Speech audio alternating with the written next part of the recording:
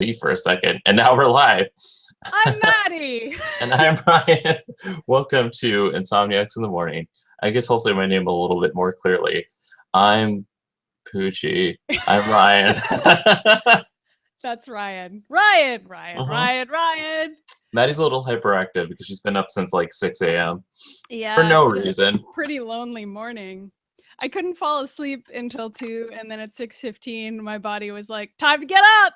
And I was That's like, like "Is it? literally the Are you sure?" worst. And my body was like, "Yeah, you're awake now." And I was like, "I don't think so. I think I'm lying in bed and it's 6." And my body was like, "No, you're up. You got to get Uh, up." that's the worst. I've actually have been sleeping the past couple nights because I had a cold. So I sort of like when I am sick, I do sleep, which is sort of like a last resort. Yeah, you were like, "So I tried sleeping and my cold is gone." And Yeah, but like I usually can't fall asleep pretty easily because even yeah. when I was first getting the cold, I sort of like was waking up after a couple hours, or like on Wednesday, I think it was, like I went to bed and it still took like an hour, but at least I stayed asleep, which is more or less the challenge with me. So Yeah.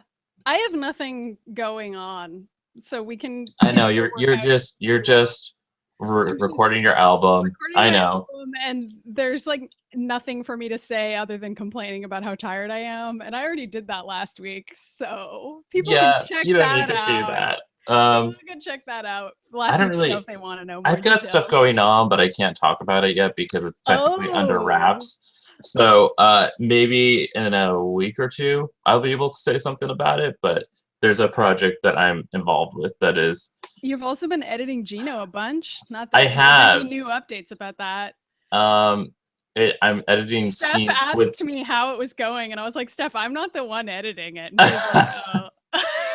Okay, well, to But answer she the was like question, excited and wanted to know where it was, much like everyone else, okay, probably. so the thing with editing anything that we do, period, and anything that I've edited that's been a web series in the past for other like companies is there's like a whole portion of it where you're just editing the straight original lines. So it's like that's where I'm at right now. And that's sort of the longest part, is that you're trying to weave it all together so it sounds natural, unless you don't want it to sound that way. So it's just sort of like looking at like 5 takes of a scene that you did, and you have to watch all 5 like simultaneously and then sort of decide which one's the best one that can flow in with everything. And it takes a lot of time. Um, and since there's a lot of banter on our show, It's that funny. It's a comedy. It's supposed to be yeah. funny. So like, so like sometimes you have to make sure like the little quips are quick and like that they run into each other a little bit, and so like the timing is super important. So that's taking the most time, and then after that we have to add in like some stock footage and some Some special special effects. effects. But all that's going to take like way less time than this part, in my You're opinion. saying that now, but we'll see. I mean, Well, we'll yeah, I mean, see. it does take time, but I feel like it takes more time to sit there and make sure the the way that everyone's speaking sounds natural, because when we record it, it doesn't sound that way because we're like reciting lines specifically to a camera for us to cut together later. So, you Well, know, we try to sound natural, although I think that's the hardest part of acting, is to make it sound like you're just saying something off the top of your head when actually you're not. And I don't know that I'm very good at it, well, but also another thing that's been difficult for a lot of people that I've worked with, that because like we worked with a lot of people that have worked on stage and then we've done film stuff with them. Translating that's really hard because like theatrical actors like on a stage don't give like a very sort of casual performance in their character. It's more like over the top, and I'm like, no, you gotta bring it down. So sometimes I look at takes that even you and I do, I'm like, that's theater acting, but this is screen acting. And like you and I manage to do both, but sometimes we forget when we first start. I so definitely like do. so I've like done way we I don't know about, I guess you've done both, but I've done way more theater acting than yeah, screen I've done more acting. screen than Like theater. Samus Takes the God is one of the only other web series that I've ever done. and I think it was okay, but like that show was very campy, so I think it was okay that I we mean, were, like, at least you and I like overacting. hit that point that we're like we almost only film campy stuff, so there's that. There is that, but I think GENO, some of the jokes are a little more subtle. So like the kinds of extreme reactions that would work on stage that I feel like I fall into, it wouldn't necessarily work on camera. So anyway, good luck dealing with my shitty acting, Ryan. Can Oh, you just okay. like edit it together so that I look It will really just be good? pictures of me, don't worry. Great. Yeah, that's I true. actually have the least amount of lines, but whatever. Um, yeah, so That it's, was I mean, probably it's a for the best challenge. because you were busy directing it. I So know that. Well, that's a challenge I I don't know always what have. you're gonna do Like if there's an episode literally where every production there's we a have lot to ever do. made that I've directed, which is most of them because you're usually the assistant director, is like that we're both in it and then we're also directing, which has been an ongoing challenge forever.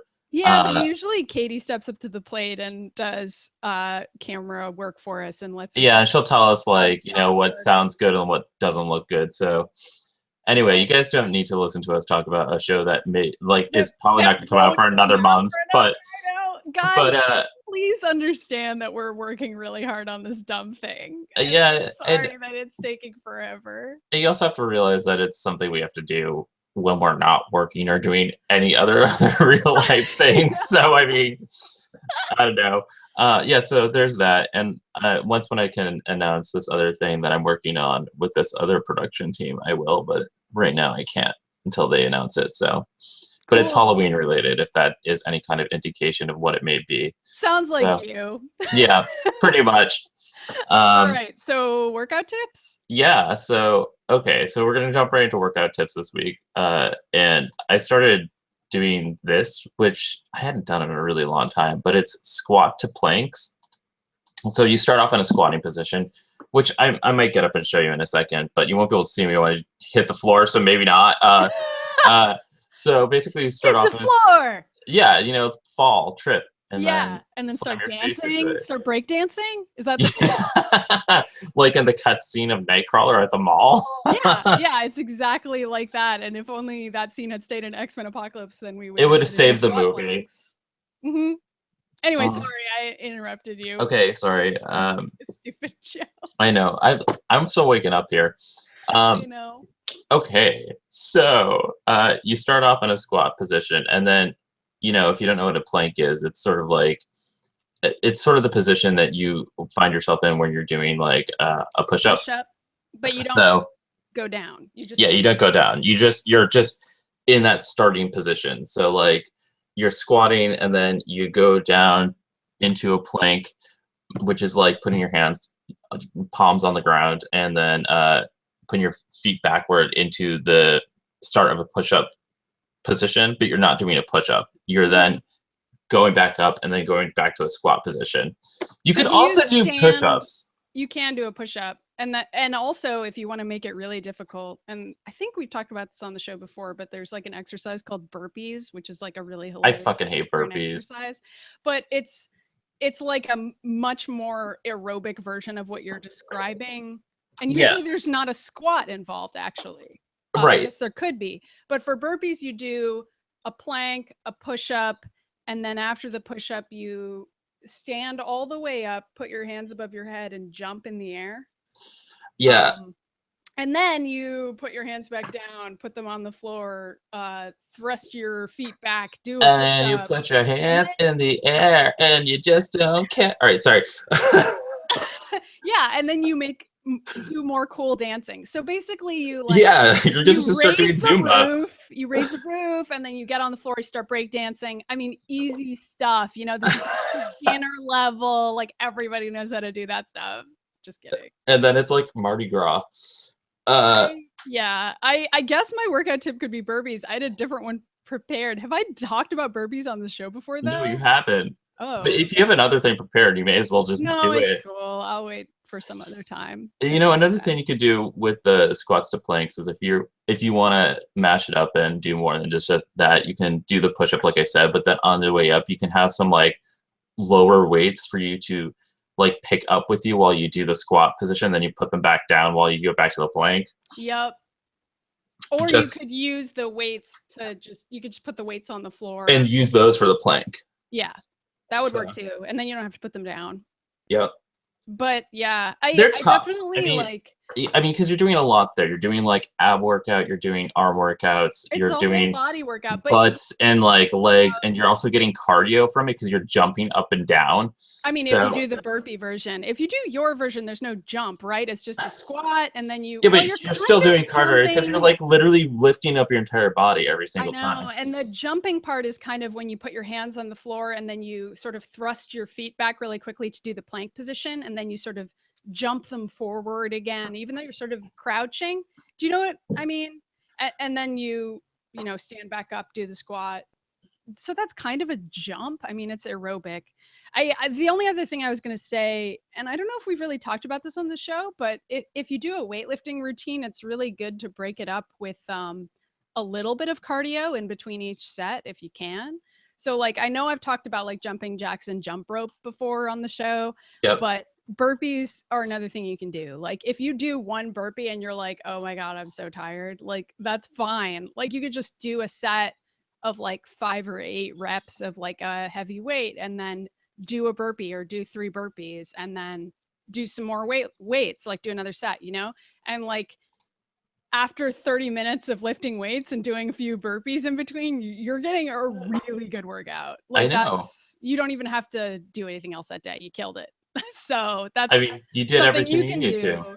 And if you don't own any weights like at all, that's cool too. Doing burpees or doing squats, like you don't need to have weights or really own anything or belong to a gym in order to do those. And those are still a good workout. So. Right. And I mean, like it's free. They're a free workout. I it's funny like how many things you can do and continue to do. Like I know Ben just got like the beach body workout thing, which has I love those. Yeah. And there's like a ton of stuff with that brand, like the hip hop abs, which I think I've talked about on the show before. I love those videos, and there's like a ton of other ones. It's like a brand that makes exercise videos. Right, and it's, I mean, I guess it is effective if you're actually like doing it, but so is like any workout if you're actually doing anything. Yeah, like but people really like that one. So I that's sort of like where I saw this, but not because he bought it, but because somebody else that I follow on Instagram was like doing it because she was doing the beach body workout, and I was like, oh yeah, I used to do those. So then I started doing those again in the past week or so. It's like kind of a dumb name for a workout because I do them in the middle of the winter all the time, and I don't really care what I look like in my swimsuit. But I know. Well, if you ignore the name, there are some pretty good workouts. At that point, you're doing it so you don't like feel miserable in the middle of the winter. That's my main goal for working out. It's just funny because like a lot of the beach body videos show people like on a beach working out, and I'm like, this is in California somewhere. Well, more like in a studio where it's a completely fake beach. Oh, and, you know what I mean? Like it's like clearly a green screen. Anyway, so the videos are hilarious. It's like some sand they threw on the floor. Yes, literally. Yeah. Oh my God. Videos that are like that. Anyway, that's amazing. They're funny, especially in the middle of winter, and you're like, wow, I'm watching people work out in like sports bras and little. You and I really just need to move to a place that it's warmer all the time because neither Maddy or I. Does anybody want to like help GENO become wildly successful? Yeah, so we can just like move to a warmer area. Ryan and I can just move to LA and like, because neither of us are winter Hollywood people for also, sure. We can't afford to like do anything. So could people just like help us with that? You say we can't afford to do anything. Period. Well, we can't afford to go any of the places that we want to go. Can you crowdfund us to go to Disney World? That would be cool. Like while we're on this boat, like why not? Okay. All right, so we did it. Those are our workout tips. Good job, everyone. All right, so anyway, the reason why we're speeding through everything is not because we were late as usual, but because like there are 3,000 things that happened in this past week. San Diego Comic-Con happened. And I finally saw Ghostbusters, which is an amazing film, and I don't understand why people don't like it, but I'm assuming it's white straight men, so I think we know why people don't and like we don't need to get into like all the like politics of it because we did talk about it pretty extensively last week. But and I wrote an article about that, so you can. I just want to say I really love Jillian Holtzman a lot, and she's like Rey, you know, from Star Wars, who They're completely different characters. No. Like... Okay, so here's what I'm saying is that like it similar to having a female Jedi that is like badass and awesome. That's who Holtzman is. She is a female Ghostbuster who is also like this genius engineer, punk, badass woman who's probably gay and like totally like does not live in fear of anything. And it's like really great. And like I really loved her. And I was like, this is like the type of character you need. And you know, when you texted me after I saw it and relating it to like kids on the playground, I was like, yeah, this is like very important. Like it's important in that same way that people can pretend to be Rey, they can pretend to be Holtzman also. And that's why I'm sort of like, it's very important. Yeah, I pretend to be Holtzman every day. So. Well, I mean, she's already you, so it doesn't matter. So I also like love that every man is stupid in that movie. So whatever. Yeah, the movie has a very misandrist message behind it. But it's great. I also watched because it's on Netflix. Is Sin City: A Dame to Kill For? Oh, is that good? I mean, did you see the first Sin City? I don't remember if you did. I did not care for it. Okay, so I'm gonna first present this by saying that I saw the original one, which was over 10 years ago at this point. So it's crazy that the sequel happened like this much further. And the sequel is actually made fun of that a lot at the time. Okay, which but was like really funny. They were like, really? Like this sequel is coming I know. out. And like also what the storylines that they used were actually prequels to the movie they had already released. Okay. So I they don't understand how younger characters, and also some people were recast because Clive Owen was completely recast, and he played one of the main characters. So it's like but a everyone completely is different 10 dude. years older, so they're making a prequel apparently. So they were like, I guess we need to cast somebody else, right? I mean, no, I don't know. I have no idea. Or so was Clive Owen just like, I'm not doing this? That's probably what more or less what did actually happen.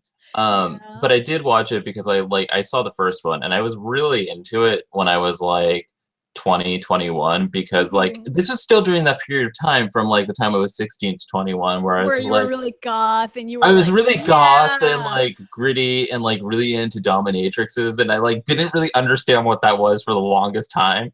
Yeah, well you also didn't understand what bounty hunters were. I mean, I think we were both into like the aesthetic of like Cowboy Bebop and like, cyberpunk goth. Right. So basically I was really into it back then, and you know, it's funny now because I really like Frank Miller is somebody who is like sometimes I really like his writing, and sometimes I'm like, what are you doing? And I think a lot of people feel that way about it. Yeah, because some days people are like, "Are you okay, man?" Yeah, like, and that's what it's like when you rewatch Sin City, and like, A Dame to Kill For is mostly it's weird because okay, so in the first Sin City film, they were 3 stories that then at the end there was like one scene where they all sort of like crossed and like you were like, oh, they all happened to be at the bar at the same time, so you would see them then. This movie didn't start off this way. This movie started off with one story, then did a scene where all of them were there, like so all 3 stories crossed there, and then it went to the Dame to Kill For story, which is like it was like the longest Sin City story of all the compilations. So like, because I've read them too, and so they went to that, and Ava, what's her name? Ava Green is then that playing Ava, who's a great actress by the way. Everybody, Ava Green. I mean, I should clarify that all the actors and actresses are great in this, and every single one of them gets naked at some point. It doesn't matter if you're a girl or a guy. Like, well, it's Sin City. Yeah, I mean, like everybody's being sexy. So there's like that whole storyline, and then that one ends, and then it goes back to the first storyline with like the mayor and the mayor's like illegitimate son, and like does that story, and I was like, oh yeah, I forgot this happened at the beginning of the movie an hour ago. And then after that they do like a short story with Jessica Alba, and I was like, okay, wait, I like at that point you're just trying to get through it because like it's just all disjointed and like why did they do it that way? I mean, of course, the cinematography is sort of beautiful because it's made to look like the comic books. However, it's very different from watching the first Sin City because of how much like the CG has changed since that came out. So like the first one looks. I feel like the first one still looks a little bit more beautiful because like this point it's been totally CG. Like the first one was too, but this one is like They had it's to like come up with some sort of yeah, workarounds. and it in the doesn't first look one. good on like a digital flat screen HD TV anymore. So like it's weird, and it was weird to watch, and it just ends abruptly, and I'm like. I'm not as a big fan of this. And, you know, I texted our friend Steph and I was like, have you watched this? She's like, yeah, I didn't really like it that much. I was like, yeah, that's how I feel too. So, but like the thing that was really interesting to me was the fact that there was a 10-year difference and that like when I saw the first one, it was in a completely different place in my life than watching this one now. So like, you know, like I'm still pretty goth, but like, when you're a like 19-year-old, 20-year-old goth, it's like yourself now. yeah, but like back then it was like hardcore. Now my stories need to be like this, and like like I have to film things to be as gritty as this is. So I mean, I think a lot of people reacted to Sin City that way at the time. Like, I don't know that I did, but I sort of understood it. yeah. So okay, the next thing I'm gonna try and watch maybe the next week is Stranger Things because I really want to watch that. Yeah, I like have a queue of shit I gotta watch and like not enough time. Like like I make my own hours and I still don't have enough time. You know, that's pretty normal. Yeah. Okay. So wait, should I talk about Star Trek really Yeah, quick? because you watched something I that, did watch something. and you can tell me about it because I probably won't see this until it's out of theaters. Okay. Excuse me.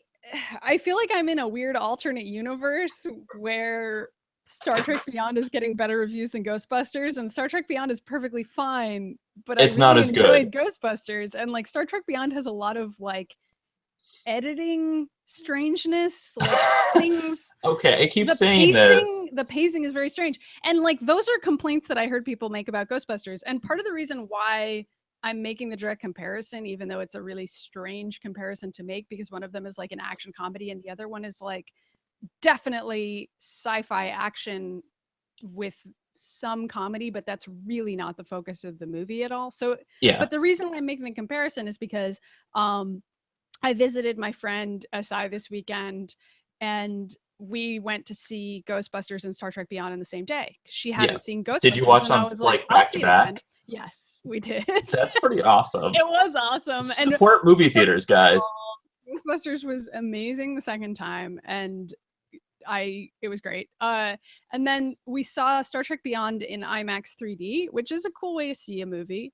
But Star Trek okay, I feel like it's gonna sound like I didn't like the movie because there were a lot of things about it that I didn't like, but none of them were like political or like plot related. Well, okay, you're talking about like production, which is I'm a problem with like a lot of about, movies right now. Like yeah, like honestly, those are my only concerns. Like from a narrative standpoint, I think there was an interesting story. I didn't think that the villain character who Idris Elba played had a good enough motivation, and like there is probably some interesting points to be made there, but I couldn't make them without spoiling the movie. So is it okay? So wait, I don't actually know the answer to this because I did not care enough. But is it actually based off of like a Star Trek plot from an actual game? A new villain.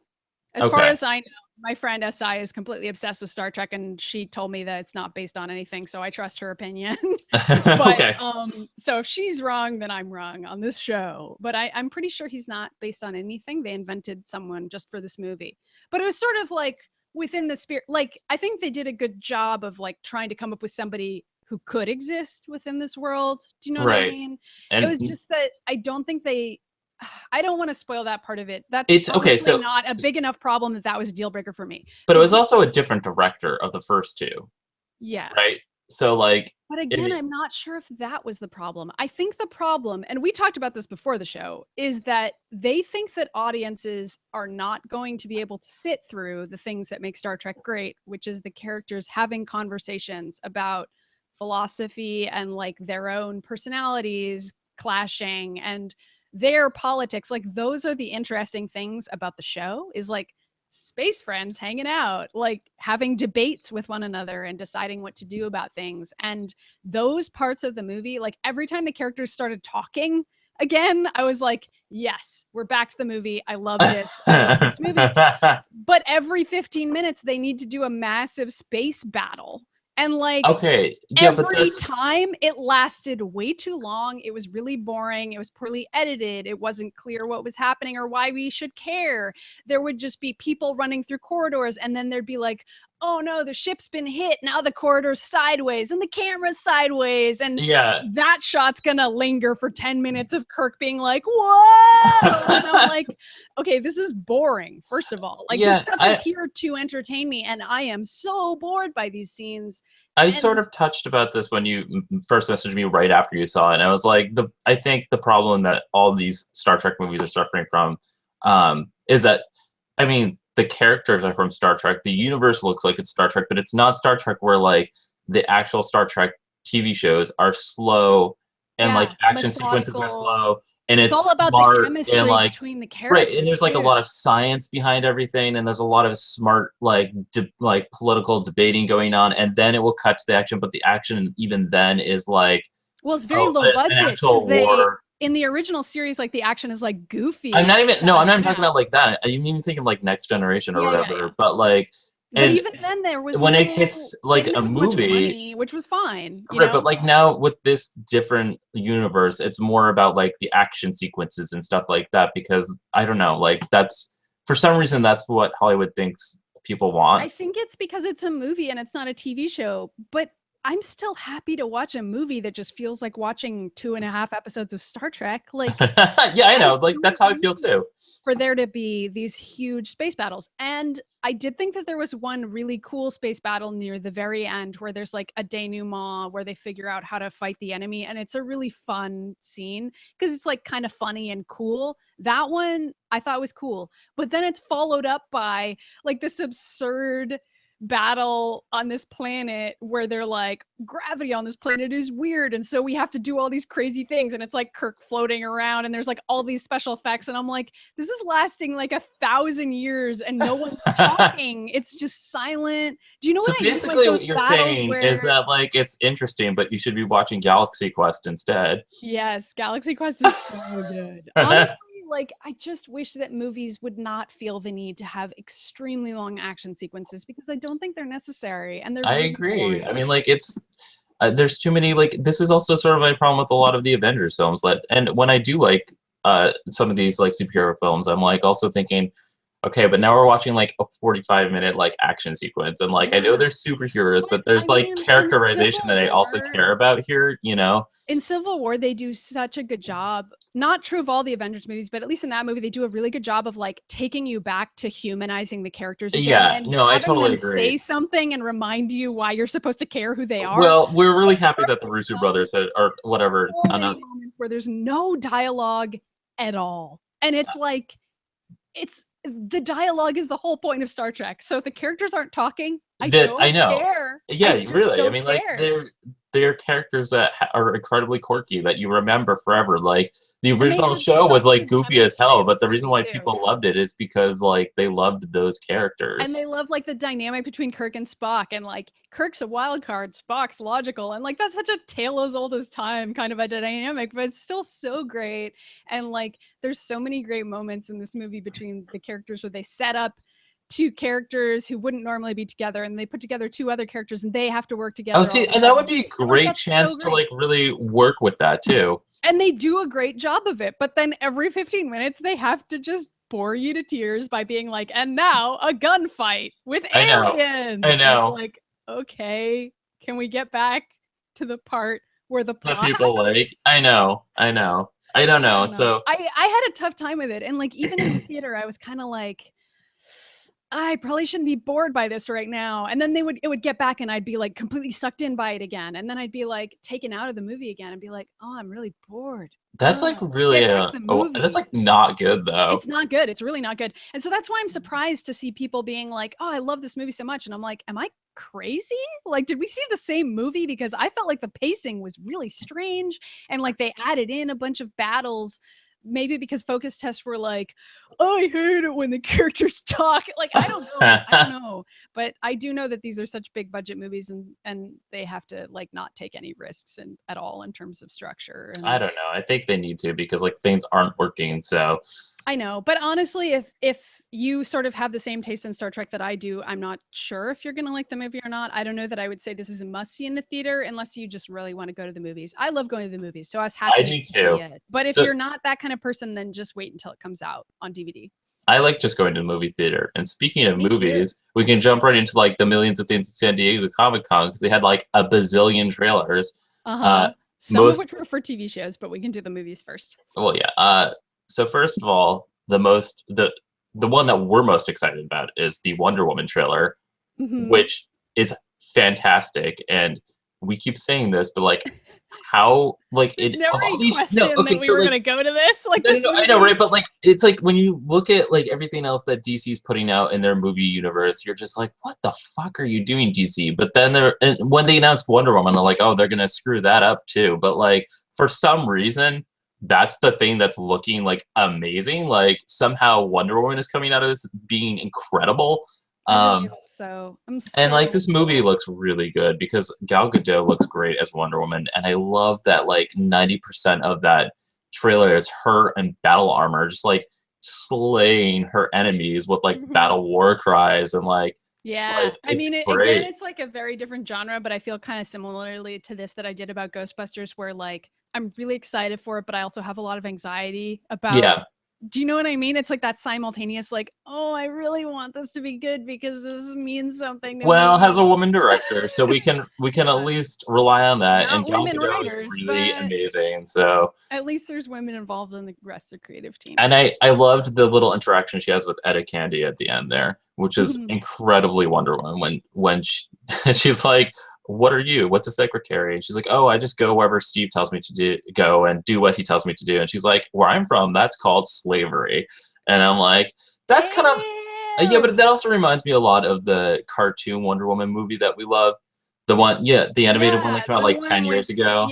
we've talked about that one. Although in that movie, and this is like my only disappointment about that movie is that Diana and Etta aren't friends in that movie, and I always thought that was I really don't think that was sad. Etta. I think that was some other person. I think it is her, but it's like a weird version of her that's like I don't remember if they changed her name or not, but like in terms of who she is, I think she's supposed to be Etta Candy, but they don't have them be friends. And I really love that in this movie, they recognize that their friendship is a really big part of those original comics. And Yeah, like, one of the greatest things about them is right. Etta Candy just rules. And like, she's not from Themyscira. She doesn't have superpowers. She's just really cool. And And she's like, also like super that's great. curvy and like not And that's a like huge part of the original comics too, is that she's like, whatever, I'm not really skinny. I am also still really athletic.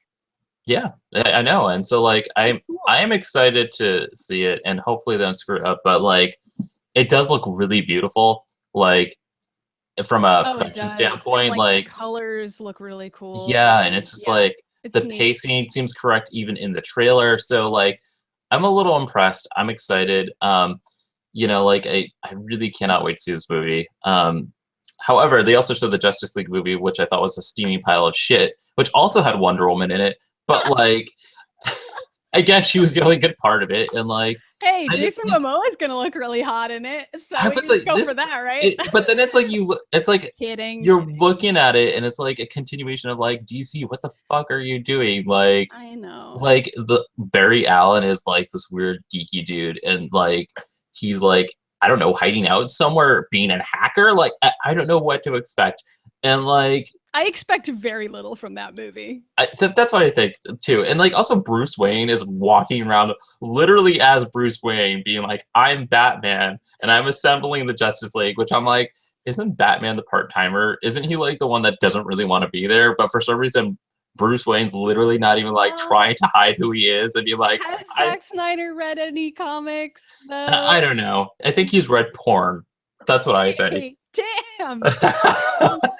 But I wish he would read some comics. That would be There's also okay in that freaking Justice League trailer, and I was like describing it to Ben before he saw it. I'm like, get ready for Batman to throw a batarang and have like the Flash watch it for like 30 seconds because that's like a huge chunk of the trailer for some reason. yeah. Like, well, they got to show off their special effects, I guess. yeah, and then like Cyborg walks up and he has them. like one line, and then they just don't show Cyborg again. I'm like, what? Like, who cares? Like, I mean, like, it's what I seriously have like -12 expectations of that movie. I'm just annoyed. Like it's like know they have one black character, and they're like, let's give him like the most minimal screen time in the trailer as possible. And I'm like, what the fuck? I guess we should just rewatch Teen Titans. You know, we really should. Oh wait, so and also like Batman literally walks up to Aqua and he goes, "I heard you could call fish," and I'm like, this is fucking ridiculous. They're like, let's remind everyone what Aquaman's power is. Because, like, as soon as we could tell in this trailer, he's just standing in some fucking water like Moses. Like, I don't know what, like, well, that's what the movie's gonna be. It's just gonna be like a series of cameos and cool special effects and people saying stupid one-liners. I mean, that's what it's gonna be, and that's not really what I'm interested in. So I probably won't even go to it. I mean, yeah, I didn't go to Batman v Superman either, but for some reason we own it now. So, okay, so also things that pissed me off is that they released the Killing Joke movie, which I was already getting mad about because I was like, this is... thing I'm not gonna see. Okay, so like a couple of my coworkers saw it, and we have 2 different articles up about it at TMS. Yeah, I know. Like everybody at TMS is pissed off about this movie, and they should be. And I guess before I get into it, I'm going to clarify that I was talking to Caro. Did you see it? No, but Caro and I were talking about it, and we were talking about how, like, you know, we appreciate being able to have read the original story when we were teenagers, and it did have really great art, and like it did have like an important part of like our growing up as like comic readers as teenagers. And we appreciate that aspect of it, but like as adults, we're like, this is also like totally not acceptable, and it's like this, you know what I mean? Like this whole like a lot of things have changed since that comic came out. Yeah, and then they were like, well, we're gonna give Batgirl more of a background because like we don't want her to just get like shot. How could it go wrong? I know, right? Fleshing out Batgirl, humanizing Batgirl sounds good. When they said that, I was like, okay, that's interesting. And then they like released like the day before they came out, they're like, okay, so Batgirl is a sex addict and she wants to have sex with Bruce Wayne or Batman. Sorry, and they show it for some reason, which is fucked up because but they also don't they say that her entire motivation for being Batgirl is that she wants to have sex with I have no idea. I mean, I've not seen the movie. I just know that Batman willingly has sex with like a teenager, even though in this movie they don't present her as a teenager, but like they keep on acting like she is. But it's also like, why are you taking away her motivation for becoming a superhero and replacing it with something that's just like, I know, and like I really hate that. I really hate that backstory. I don't understand why they felt like that's not who Batgirl is at all. It's like the least interesting thing they could do. And it's also so bad that I can't believe it happened. I can't believe that. Do you know what I mean? Like when people were tweeting about it, I was like, no, this is not real. You're like, this must be somebody trolling somebody. This has to be some sort of joke that somebody made at a panel. Like this must be some off-color joke that was made. This cannot be the real plot of the movie. And it is. Oh my God. Like how, okay, it was already controversial that they were even making the Killing Joke movie. Like ever since. But then, okay, and then they were like, oh, well, we were like, it's already controversial. So let's see if we can make it more controversial. And it's like, this is like something you didn't need to add. There's like, it's already like. I feel like they could have gone the other way with it and like taken something that's controversial and like spelled out more of Batgirl's backstory in a more interesting way. And like that might have actually saved the movie. If anything. Just sort of seems to me like it's weird. This whole thing is weird because it's done by that same production team that has done like a million other great animated series. And Bruce Timm's involved with it, who I do like. Voice acting cast, like everything about it seems good on paper, but I just don't understand like why they thought this was a good idea. And like they must have known when they were writing it, they must have been like, oh yeah, I guess women are gonna be mad about this one, ha ha ha. Like there's no way they didn't know that this would happen. Well, it's interesting because I think the director of all this is a woman, which is weird to me. Like, so I don't know what actually happened here. Like and so it's my mind is literally blown. And like, you know, Batgirl's one of my favorite characters because Barbara Gordon is like a smart and strong, independent woman, and that's who she is. She's not a sex addict. Like, I'm like, I don't know. I'm just so annoyed with all of it. I read that and I got so angry. I was screaming. I was screaming with Caro, and we were angrily tweeting about it. Then I was tweeting at you, and you were gone all day. And the next day, you were like, Jesus Christ, what is I all was this stuff you watching just sent me? Ghostbusters and Star Trek Beyond all day, and then I came home and I was like, oh my god, Ryan's really angry about like 600 messages from Ryan. Well, I was like making my way through the San Diego Comic-Con feed. You're like, I don't know how I'm gonna make it through this. So, Yeah. but in some other lighter news, Brie Larson was cast as Captain Marvel. We talked about that a little bit at the We time. did when we weren't sure. I think that she's still too young for the role. Everyone However, does. if this goes on for another 10 years, she'll be like Hugh Jackman, where she'll be like too old for the role eventually. I mean, that's putting a positive spin on it. Maybe they're casting her really young because they're hoping that she's going to be like a blockbuster franchise and they're going to make 6 Captain Marvel movies. I would forgive them if that was their plan. I don't think that's what's going to happen, but you know, Damn it, Ryan! Don't shit on my dreams. I mean, just from the history of these Marvel movies. Whatever. It would be friggin' awesome if that happened. And then if they did a spin-off about Miss Marvel, who Captain Marvel works with in the Miss Marvel comics, and that'd be friggin' cool. So well, I just sort of wonder how this is all going to work out now, because Captain Marvel, I mean, first of all, she has like a relationship with like Jessica Jones that is now like erased from that universe, and also the Wasp and her are like supposed to be best friends, but I guess the Wasp isn't there, so I don't know. Fine.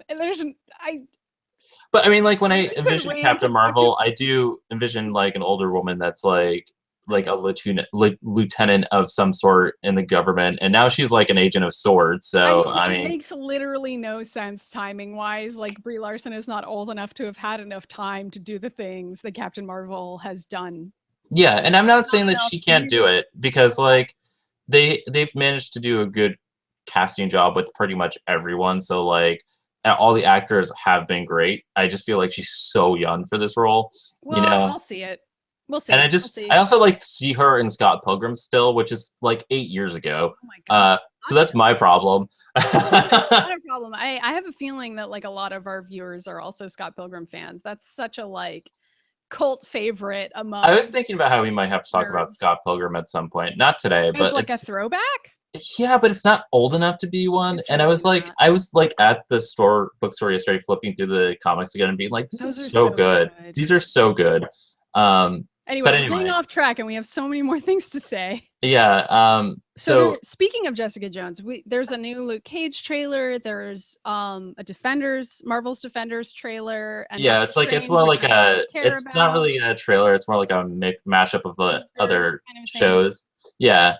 And there's an Iron Fist trailer. There's like a ton of stuff to sort of catch up on in terms of like cool Netflix / Marvel offerings that I'm going to probably see all of, except Doctor Strange, which I'll wait for the reviews. In terms of Doctor Strange, it took me a very long time to get into him, and it's like I like the character actually. Like I have been reading some Doctor Strange stuff because I'm still making my way through all the Marvel canon. Yeah, and there have been some really cool Doctor Strange storylines. But like what I was gonna say is that it's depending on who writes him, and like that's what sort of makes him interesting, because sometimes he's not interesting, and that's how I feel about the movie so far. And like I still feel like Benedict Cumberbatch looks like he's cosplaying, which is weird to me. He does. The beard looks really strange. The costuming looks really strange. The casting seems odd to me. I don't see any of those characters as like, I don't get why they're playing them. There's like the whitewashing issue, which we've talked about before.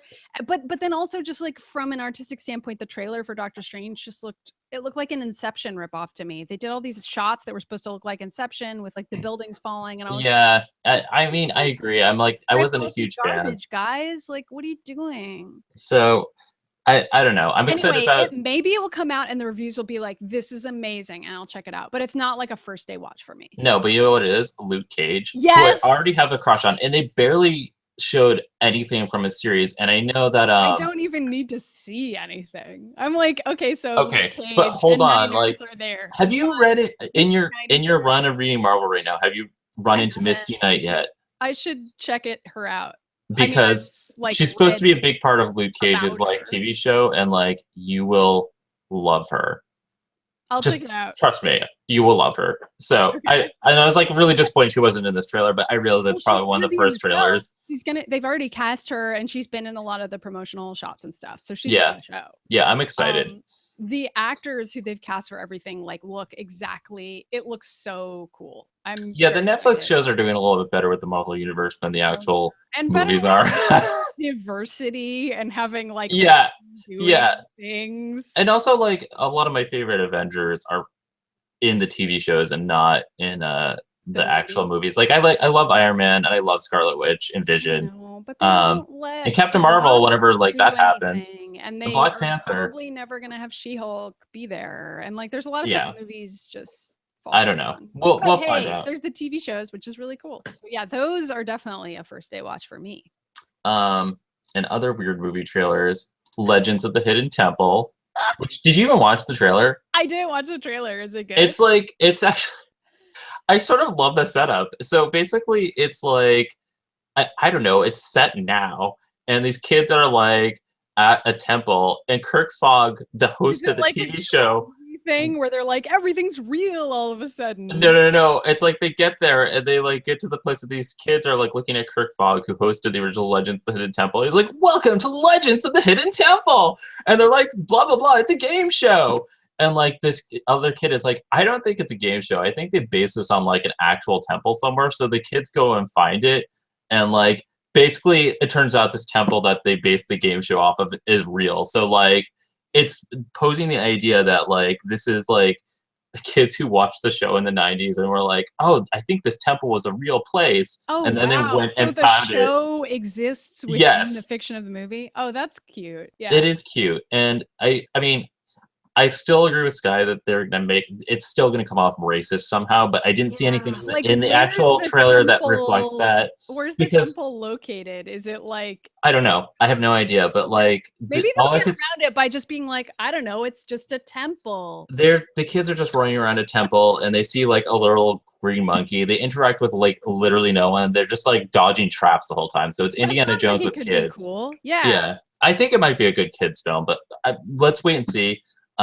See how that goes. There was a temple guard, but couldn't see what race or gender the temple guard was because they were wearing masks and stuff. So, All right.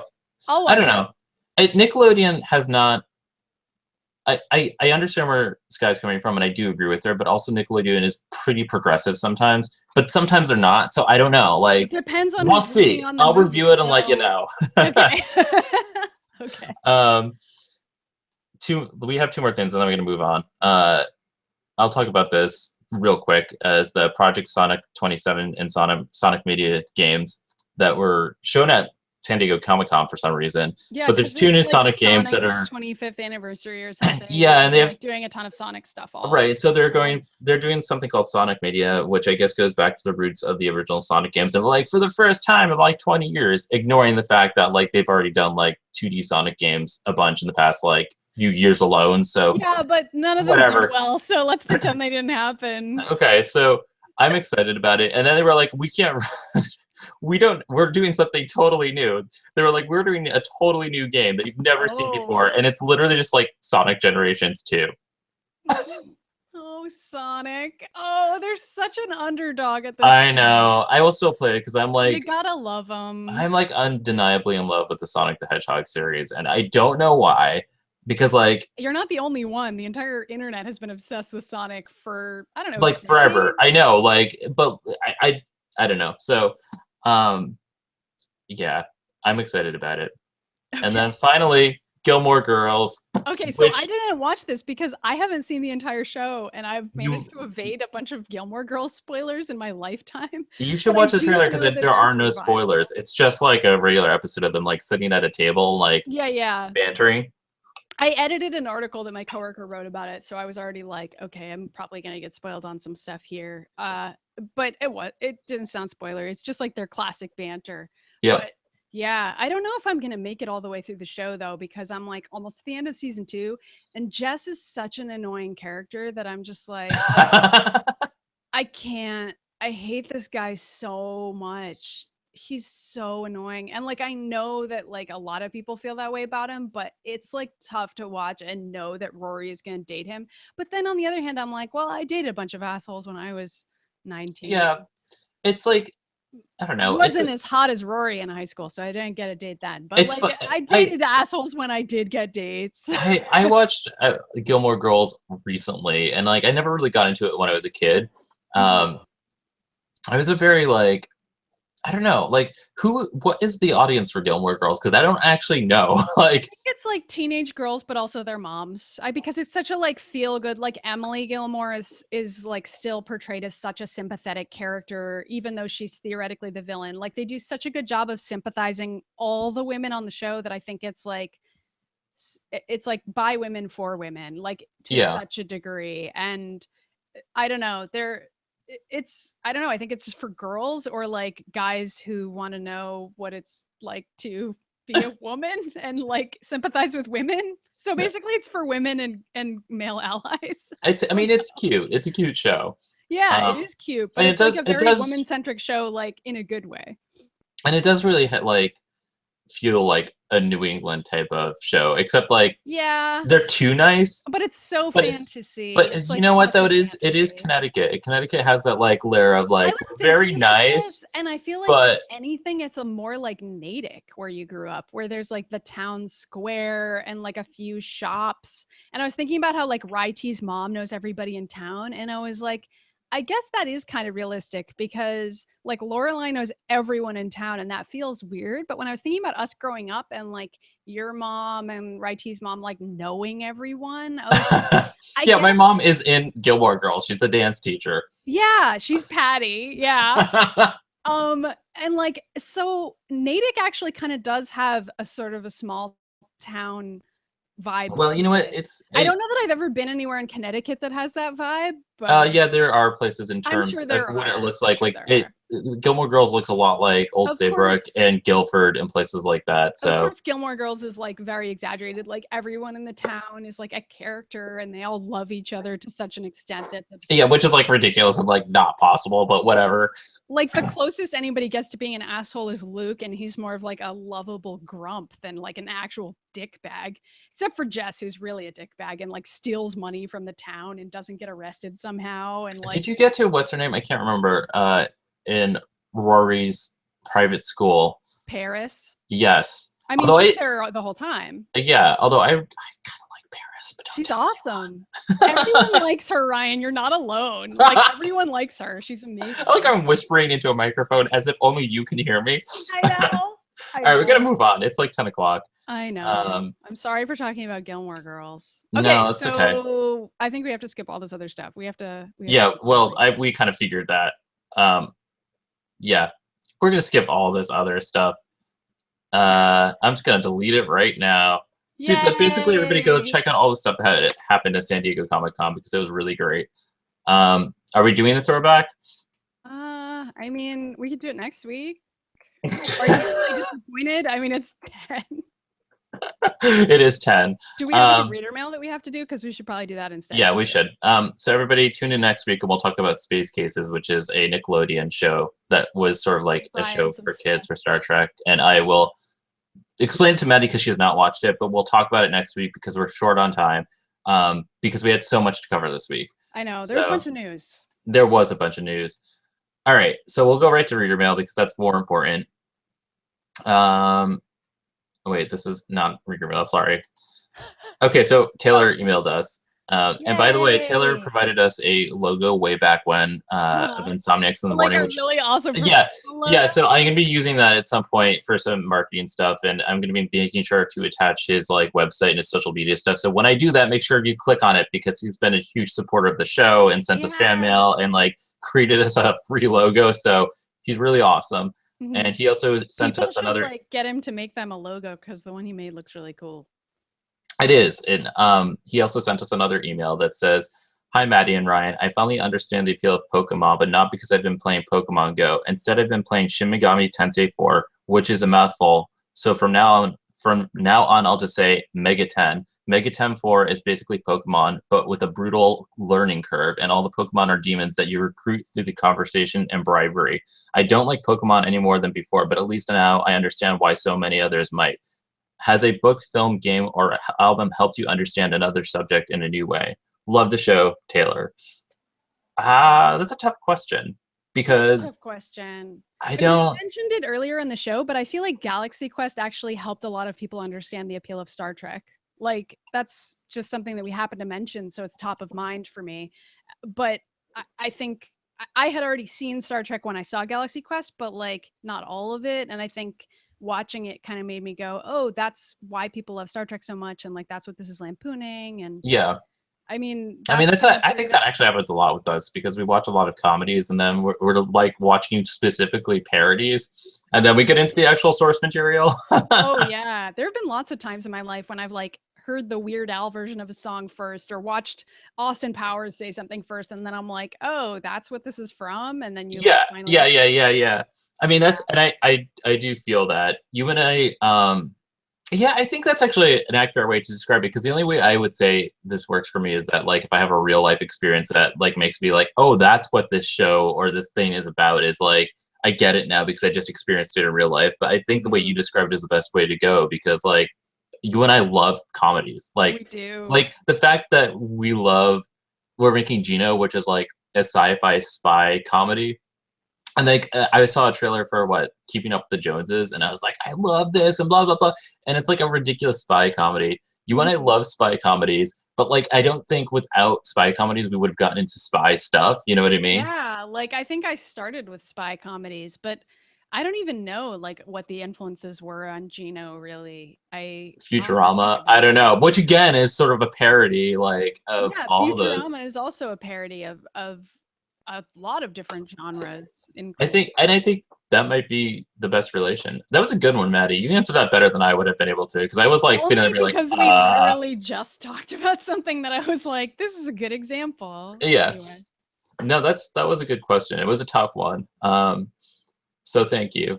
And I have a topic in here that says, I'm back, bitches, from Mary Ellen. Yeah. And she goes, hey guys, long-time listener, first-time caller. Have you guys watched Stranger Things yet? If not, your excuses for not doing so are bad and unacceptable. It's like E.T. meets Alien meets Let the Right One In, meets Silent Hill, meets bad 80s hair, meets X-Men. If you have seen it, would you sleep with the Chief Hopper if given the chance? I can't decide. I have no friends anymore, but I will always have TV. Bye, Anonymous. Okay.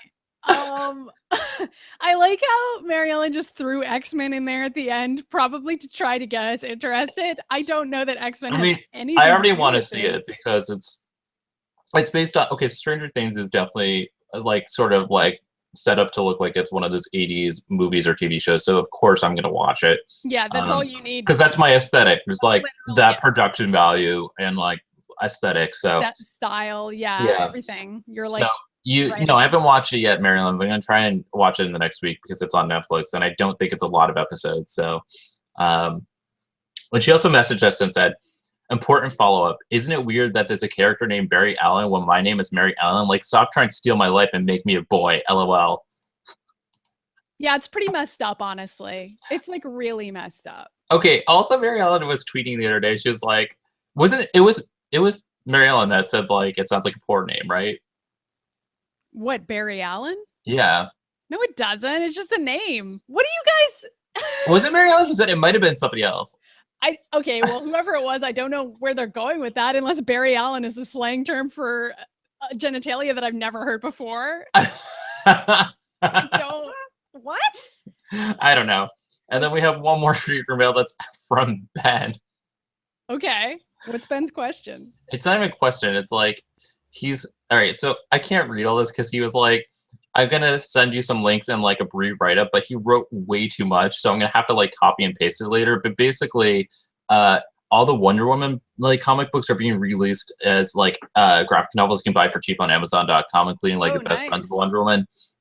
And he kind of sent a summer reading list in. which he introduced, but excited about the Wonder Woman trailer. Want to know where this badass Diana that seems nothing like the cheesy 70s Linda Carter version came from? DC is releasing full-color graphic novel collections of the best runs of Wonder Woman for cheap. And he listed like George Perez's 1986 reboot, which made her into the Greek badass that she is, and Mike Deodato and William Messner Loeb's essential run from the 90s. And then all the Greg Rucka's stuff is coming out, which you and I were just recently talking about. He's back writing her again. Yeah, so I'm gonna have to like post all this because he wrote like summaries, and like that's a lot to read. Like summaries. I'll put it in the description so you guys can like click on the links and see what they are and all that stuff. Because they are full summarizations of what's good about each time period of those generations of Wonder Woman and why she's a badass and like where they're pulling that from in the movies. So I will post that there. Cool. And then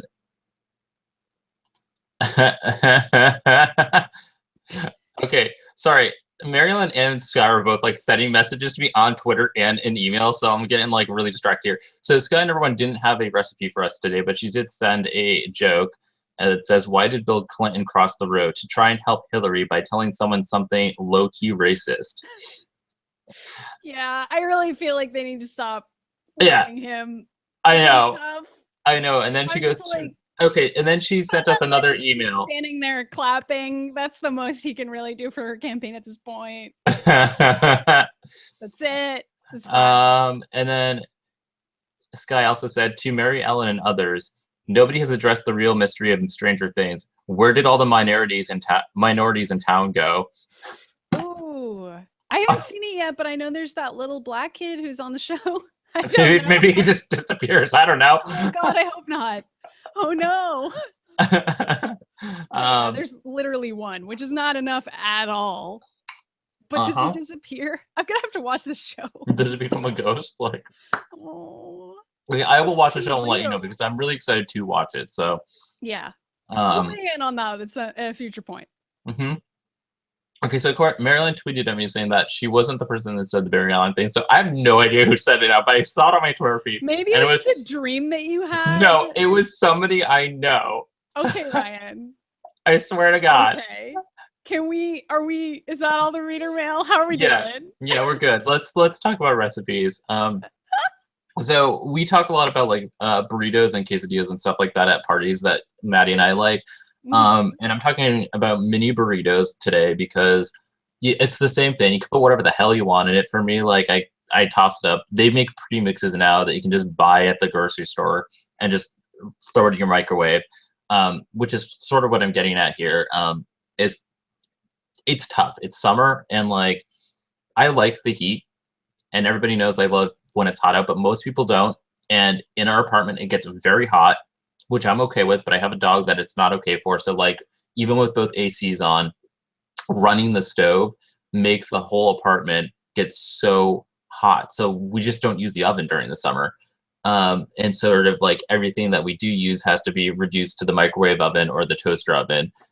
So I started coming up with like mini burrito ideas. So what I do is I buy everything that I want to put in the burrito, like from the frozen food section, and like just microwave it. So, you know, like I'm literally taking bags of like mixes of like peppers and like a Mexican mix or whatever, or anything that's spicy and good for a burrito, or peppers or whatever. And I throw that in the microwave so it warms up, and then I put them into like, you know, the smaller tortilla shells you can get, and then wrap them up, and I put them in the toaster oven. And you know, like I can do like 4 at a time and do that. Do you put in like cheese? Yeah, I put in cheese and salsa and sour cream and all that stuff. Sometimes guacamole.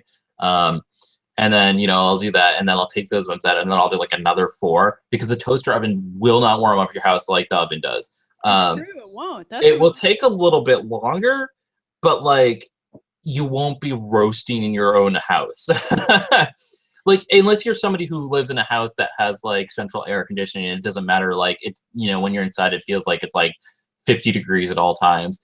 But that is not the case in New England. And a lot of us, and probably a lot of our listeners are like living in apartments that like aren't like central air AC, and probably is really hot during the summer. If they're in a place where it's like summer all the time, you know, like, you know, it gets hot. And the way that the houses here in New England are designed are like not great for the hot weather because they're all like little capes, old houses, like, you know, so they all heat up They're real usually fast. good for cold weather. Exactly. Like, so, I mean, there's that.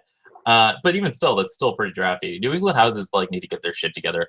But like, so that's where you can make a meal that you normally would make at other times of the year in a way that it's smaller portions, but you can still make it happen and not have to roast in your house to do. And that's sort of like the battle I keep on doing right now. Like sometimes I'll make stir fry because that really doesn't heat everything up. But like I'm trying to get creative with ways to make dinner in a way that won't turn on the oven. You know what I mean? I do know what you mean. And like I can't just keep on making salad over and over again. So I mean I could, but it's not enough, you know? Yeah, I should do that. I gotta go to the grocery, get some more salad stuff because yeesh. I haven't been doing that because I've been really busy and I haven't been able to go to the groceries. So I have been making a bunch of biscuits, which is not a summer food at all. That's also like straight But carbs, but it is. But they're I use very whole good. wheat flour when I make them. And there's only 5 ingredients. I use white whole wheat flour, buttermilk, butter, or you can use olive oil if you want to be, you know, not having butter, Or and Popeye. salt, baking powder, baking soda, and just like I could upload the recipe if anybody actually wants my recipe specifically.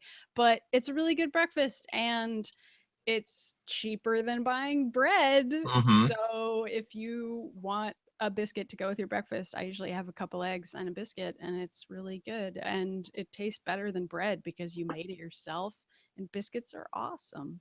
So Biscuits that's are what really I'm good. doing, which is like a really strange thing to be making in the summer. But I have an air conditioner in my bedroom, so I just turn that on and then And then you sit in there and eat biscuits. I'll do it in the other room. I mean, I don't know. I'm very spoiled by having an air conditioner. I mean, we have 2 air conditioners. It still gets very hot in here.